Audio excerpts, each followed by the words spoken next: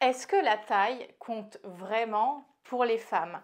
On va aborder ce sujet de la taille du membre masculin parce que c'est encore un sujet énorme d'inquiétude, de débat.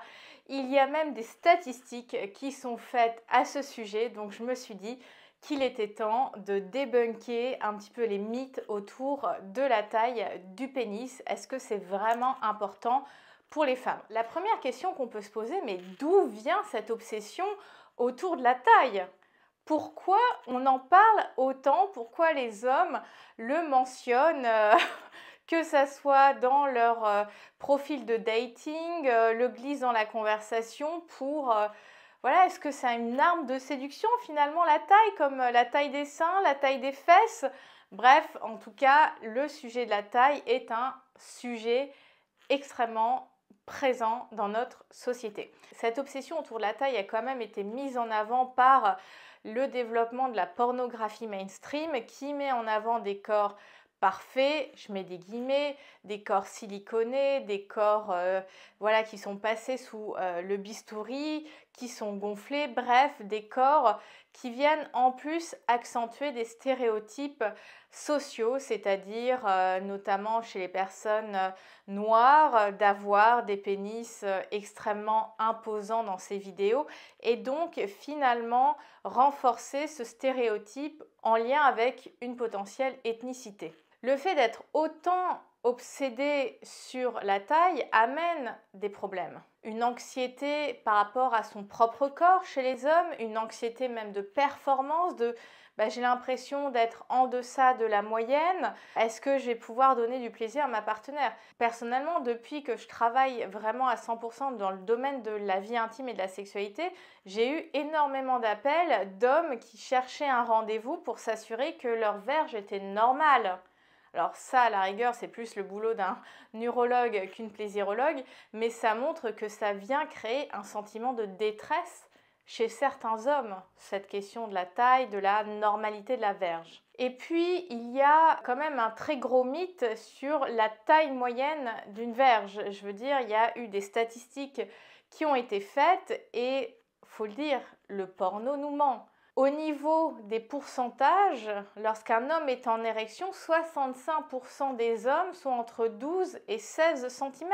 Au-delà de 18 cm, qui est souvent un marqueur dans les conversations, ce n'est que 2% de la population masculine. Donc en fait, le porno, ce qu'il met en avant, c'est absolument pas la réalité.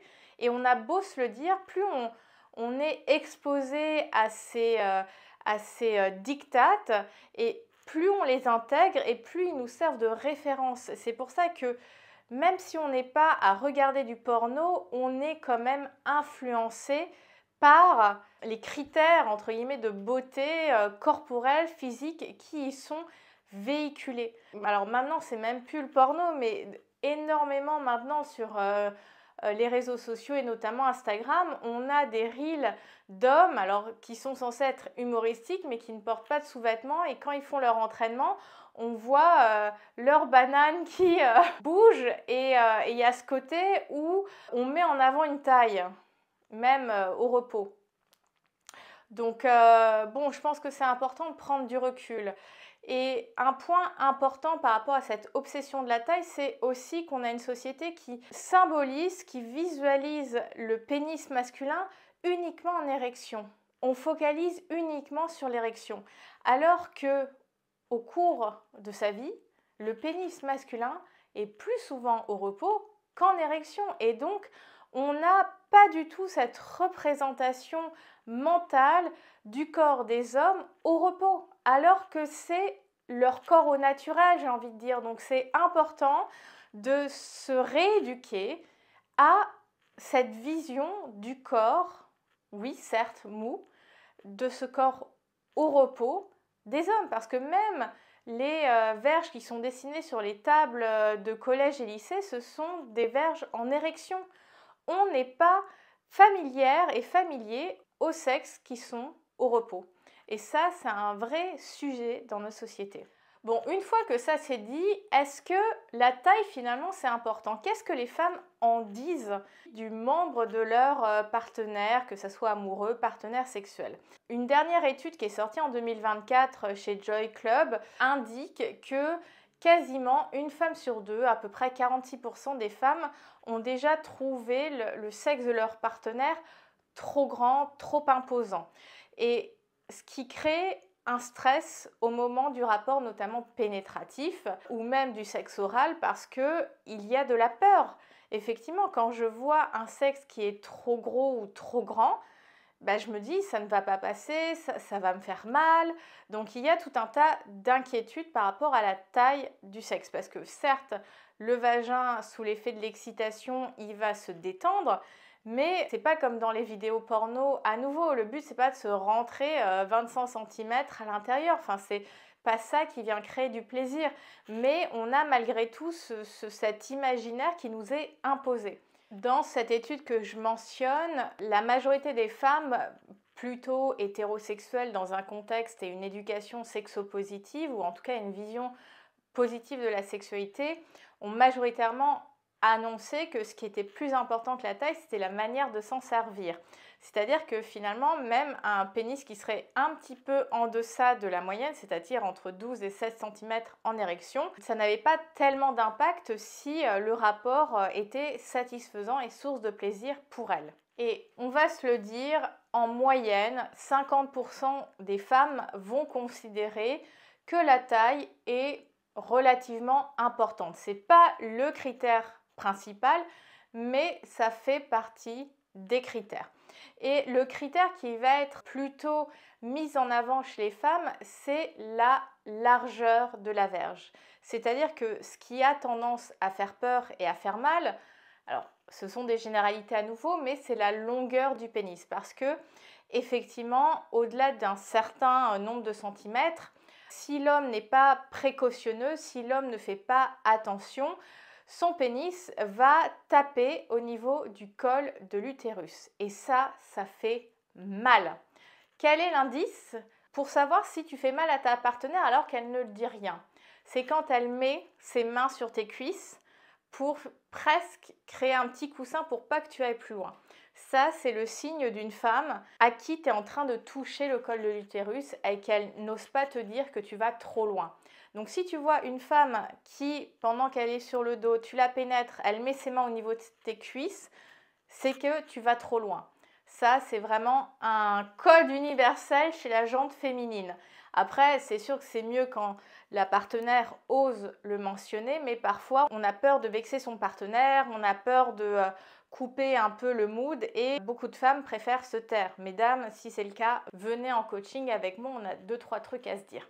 En résumé, ce qui va plutôt être important pour les femmes, c'est la circonférence du pénis, la largeur, c'est-à-dire que effectivement un pénis trop fin, on va moins le sentir parce que va y avoir moins cette stimulation sur les côtés au niveau des bulbes du clitoris lors de la pénétration qui enserre le vagin.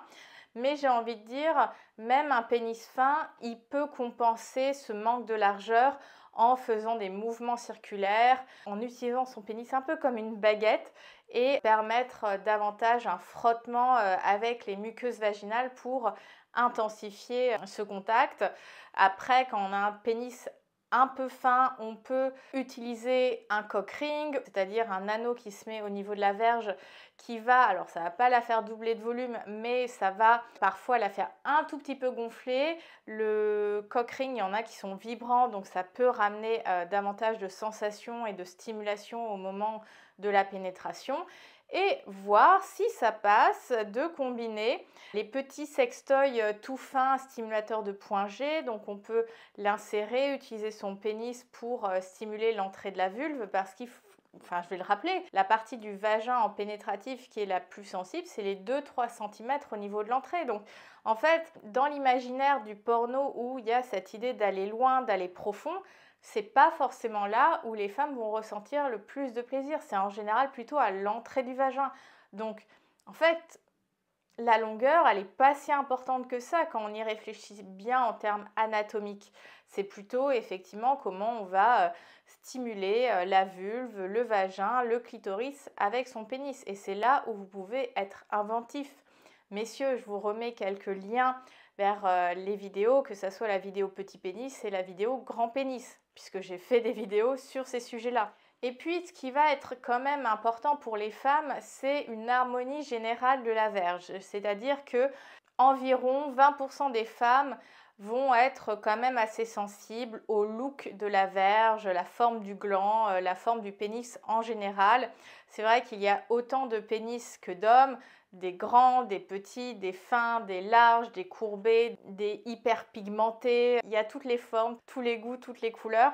Après, quand il y a une inquiétude à ce sujet-là, le plus simple, c'est d'en parler.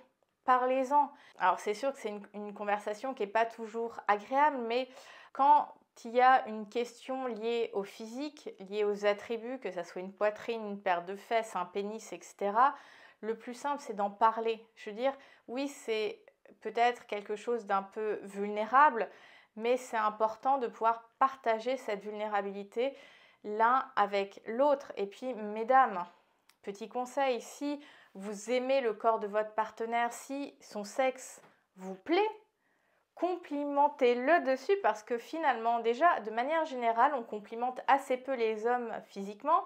En tout cas, ils en reçoivent moins que les femmes. Alors aujourd'hui, beaucoup de femmes ont du mal avec les compliments, ne veulent pas, pensent qu'elles doivent quelque chose quand on leur fait un compliment.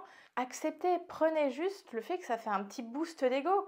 Et quand votre partenaire, quand vous le déshabillez, vous le trouvez beau, complimentez-le. Osez dire j'aime ton sexe. Alors c'est pas quelque chose qu'on est habitué à dire. Ça peut être j'aime ton sexe me fait du bien, j'adore ton sexe. Enfin, on peut oser à se familiariser avec ce type de phrases, de compliments, de langage, ce lexique plus érotique, plus sexuel, plus sensuel. Le but, c'est de trouver tes mots. J'espère que cette vidéo aura permis de te rassurer. Si c'est le cas, j'en suis ravie. N'hésite pas à liker la vidéo, à commenter toi ton expérience. Si pour toi la taille c'est important, pas important, parfois même peut-être ton meilleur amant c'était un amant qui avait un petit pénis, je veux tout savoir. En tout cas dans ce qui est entendable et lisable sur une plateforme publique comme YouTube. Si tu es une femme et qui te prend beaucoup la tête sur les sujets de la sexualité, qui a des baisses de libido, qui n'arrive plus à ressentir de plaisir, je t'invite à réserver un appel découverte avec moi pour mon programme de coaching érotique Eden.